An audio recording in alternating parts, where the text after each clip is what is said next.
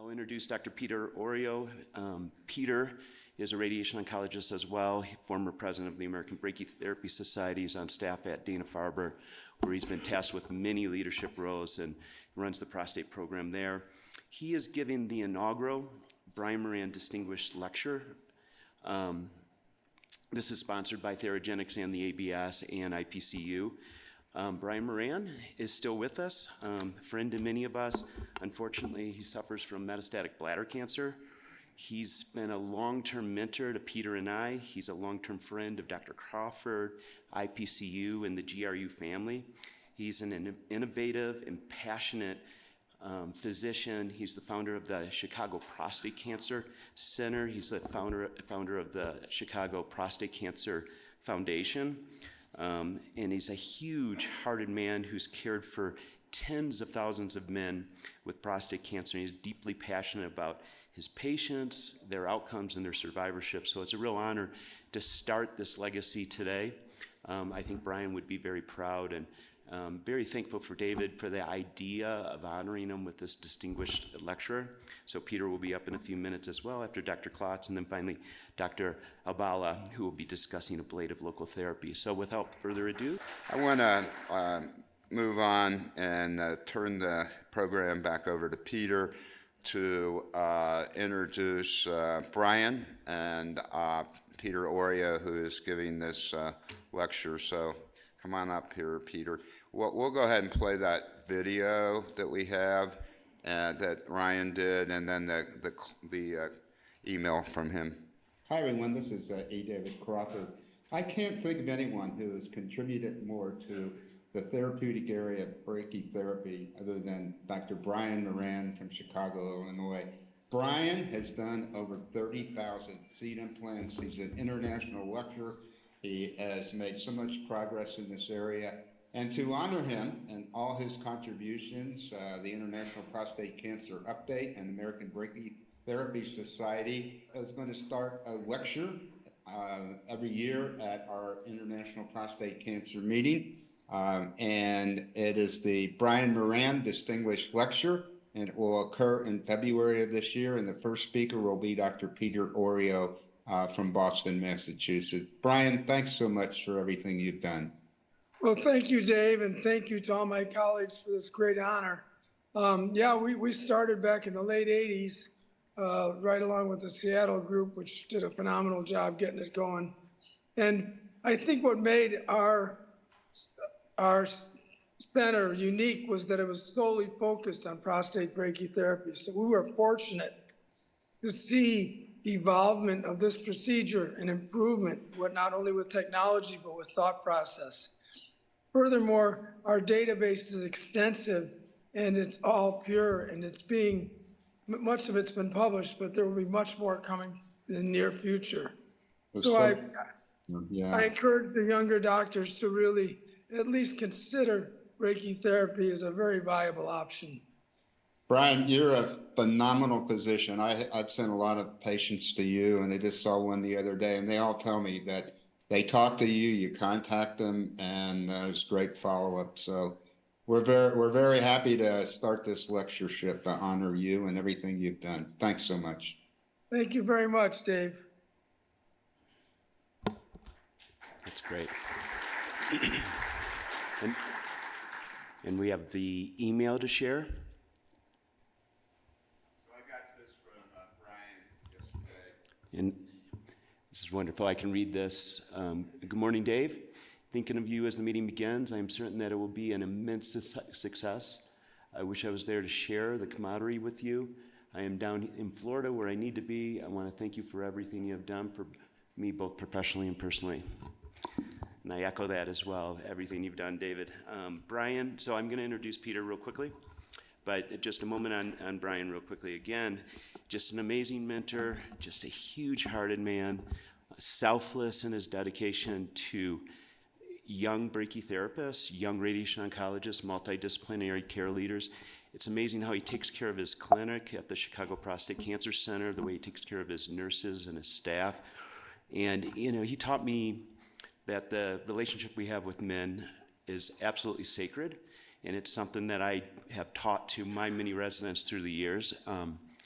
and that choices are out there and men deserve all options, whether it's, and that's what we're talking about this morning with the topic of this session, but whether it's focal therapy, brachytherapy, SBRT, surgery, and the many other things that we are going to offer in the future, it's just essential that we have these conversations and are open to anything that gives the man the best outcome possible.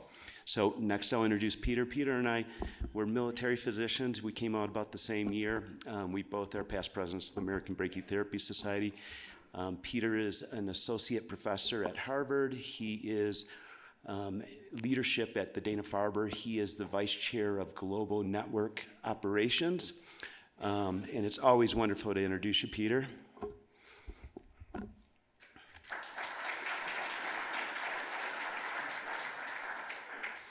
And his topic today for the Brian Moran Distinguishing Lecture is Mobilizing Moran's Army from Seed to Shining Sea. Thank you. Well, thank you. It's quite an honor to be here and honestly to provide this lecture. It's a difficult one to do, as you could imagine. Brian is a luminary in the field of prostate brachytherapy. He's dedicated his entire life to advanced brachytherapy, a life that he's fighting for as we speak, as he battles metastatic bladder cancer. You know, Brian has an infectious enthusiasm, boundless energy, and anyone who's ever met him, you just can't help but to get sucked into his thoughts and just how he is so generous with his knowledge. This is a guy who truly will give you the shirt off of his back. He wants to make the world a better place, and I really, truly do believe he did. He really is an innovator. He's a disruptive innovator, actually. And he's a researcher. And so he's done countless, it's difficult sometimes. I really love this man. He's done so much for the field of brachytherapy for myself, Pete, and a lot of you in this room as a mentor and a colleague. In preparation for this lecture, Pete Rossi and I were honored to fly to Chicago, where we had dinner with Brian at his country club in Hillsdale, Chicago. We wanted to know his story. We wanted to sit down and truly understand really what the past 30 years encompassed and what he did. The next morning, we're honored to be invited to Brian's house, welcomed by his family, his siblings, his daughter. We were allowed to bring a film crew with us to record Brian's journey, his story, what he's accomplished, what his legacy may be. Brian was able to mobilize an army of patients. Because of the curative procedures he was offering, which were minimally invasive, by word of mouth, brachytherapy was spreading from sea to shining sea. There were different principles that Brian started to realize early on through his readings, through work from Harvard Business School, how to really bring concepts and disruptive innovations to the masses. So Brian truly did start in the wild, wild west of radiation oncology in terms of prostate brachytherapy. In the late 80s and early 90s, there was a lot still to be learned, but it became apparent that if we could put radiation seeds into our prostate, we could give a whole lot more dose, which is curative to the cancer, more dose than we could give with external beam radiation at that time, and as a way we could minimize toxicities if we were careful when we placed these seeds. Brian credits Regina Hilsinger. At that time, she was talking about centers of excellence. Basically, a center of excellence is a place where you're doing one thing well. Because you're doing one thing, you can focus on it with your entirety, with all of your passion, all of your drive, everything within you. And this is what Brian did for prostate brachytherapy. He was able to maximize efficiencies. He was able to study the scientific rigors of what needed to be improved, and as such, he was able to bring prostate brachytherapy from its infancy into something that we know and use today.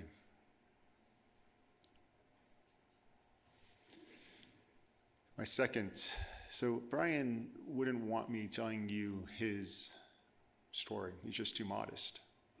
What I realized when we were talking and as I was writing this lecture, there were three principles. One of the Center of Excellence, but also two other Harvard Business School professors, so three in total. They really shaped Brian in a way that would really shape us as we want to become disruptive innovators in medicine. And these are tools that I think we can take with us. Brian realized early on that patients value different outcomes. And this was made famous by Michael Porter's value agenda. Value equals a patient outcome over cost to achieve those outcomes. What does that mean? Some patients value preserving erections, not being wet, not having rectal toxicities. Brian realized it was important to listen to his patients on what they wanted, what that they were seeking from their treatment, what they needed. It taught us that it's paramount to talk with our patients, because we all become patients, like it or not, as Brian is as I'm giving this lecture. And we want our own voice in the treatments that are offered to us. We want to be partners in that process. We don't want to be given something just to be given something, especially when you're in a very highly competitive market of prostate cancer treatments. Well, Brian was able to push forward prostate brachytherapy because it was offering to patients what they wanted. They wanted to maintain their erections. They didn't want to be incontinent. They didn't want to have rectal toxicity. So Brian was able to offer, by listening to his patients, what they required and what they wanted. And to this vein, Brian is a disruptive innovator. He's pushing forth the concept of saturation biopsies, mapping biopsies, and focal treatments in a way to continue to cure cancer but minimize toxicities. This has led to his focus now on focal brachytherapy or focal treatments we hear a lot about in this room. But it's probably the next frontier of disruptive innovations, because really the prostate is the only organ that we completely treat when we treat a malignancy. And so there's work to be done. We're still in his infancy, but when you talk with Brian, he's still passionate to see this go forward. Brian is a master practice builder, and he taught me a lot about practice building, which has made my career very, very successful. He taught me that when we're practice building, we need to have the trust. We have to create a community, a belief that our technology is working, but we have to be honest and transparent with the outcomes and the potential toxicities. Brian taught me the 3 A's of medicine: availability, affability, ability. Availability being the most important, the foundation of that triangle. When a referring physician or a patient needs my services, I drop everything to make sure it's a seamless handoff from that referring physician. They're busy. They can now go into the next task at hand, knowing that patients are going to be well cared for. Affability. I do it with a big smile on my face, even though I might have had 20 other things going on simultaneously. And of course, ability. If we're going to take care of patients, we better be expert in what we do. Brian also understood the importance of the boys in the boat. I'm a next rower, my son rows. I'm on the water all the time in boats just like this, but we have to realize you have to all be in sync. You have to all be moving in the right direction together. In this boat is the patient, the urologist, the brachytherapist, the medical oncologist. During a patient's course of treatment, we may all take turns stroking that boat, but we're moving forward to provide the best patient outcomes possible.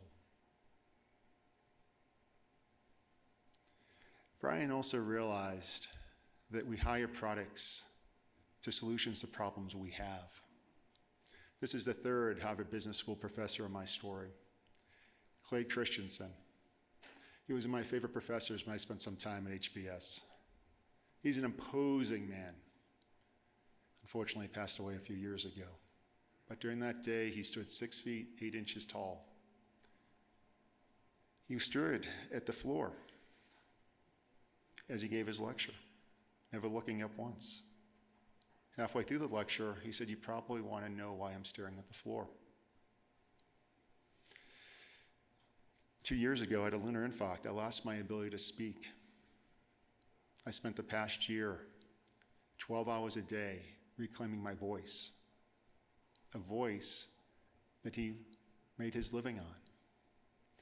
Clay Christensen is the only human, the first time that the Joint Chief of Staff of the United States all assembled together at the same time on the same day to listen to Clay talk. He was talking about disruptive innovations in business, basically saying the big companies had to pay attention to the smaller threats around them, or they would wither and they would die. He didn't realize why he was there. But it became apparent as he was lecturing, the Joint Chiefs of Staffs realized that we're not fighting superpowers anymore like the Soviets. We needed ways to fight the insurgencies of Iraq and Afghanistan, which were engaged in at that time. Clay is also writing a lot about disruptive innovation, just like Brian. Brian took pride in being that disruptive innovator. He was a small guy. who was changing all of medicine by his enthusiasm, by his research, by his passion. He also realized again that we hire products to provide solutions to problems. What does that mean? I'm going to give you a story, and we're going to talk about milkshakes of all things. So, not many years ago, a major fast food chain wanted to sell more milkshakes because it was highly profitable. So they brought in the standard consultants, probably from McKinsey or from wherever. Those consultants spoke with patients, said, well, what do you like? What do you want? I like this flavor, I like that flavor. So they did some changes, and sales did not improve at all. At this time, a lot of Christian Sin's disruptive innovations, the innovator's dilemma, was becoming popular, so they asked him and his team to come in. So Clay's team came in, and they watched hours a day for weeks at a time. What were people coming in to do? They were watching customers coming to and from the fast food restaurant, what cars they drove, what clothes they wore, what time of day were they coming, what were they ordering. And it became apparent that most of the milkshakes were being sold in the morning. Who the hell drinks milkshakes in the morning?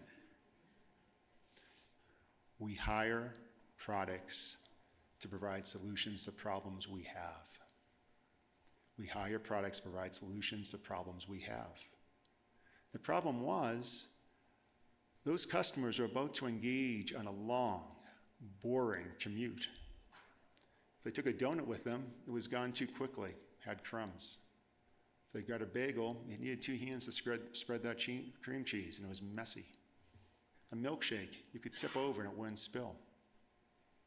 So what did they do? They reformulated the milkshake. They made it extra viscous, so it would take longer to drink, so you would have it for the entire commute. They put fruit and little surprises in that milkshake, so when you're on that long, boring commute, you would have a little surprise. Something would happen to give you a little bit of excitement as you made your way to work. Milkshake sales soared thereon after. Brian realized with prostate brachytherapy, he had something. He had something to cure cancer with minimal toxicities. That's what patients wanted. They wanted a cure, but they didn't want to be worse off for it. They wanted to remain the way God made them.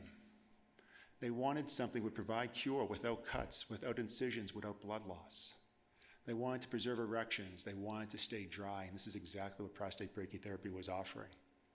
So they started to hire prostate brachytherapy to solve their problem, prostate cancer. And Moran's Army was born from that.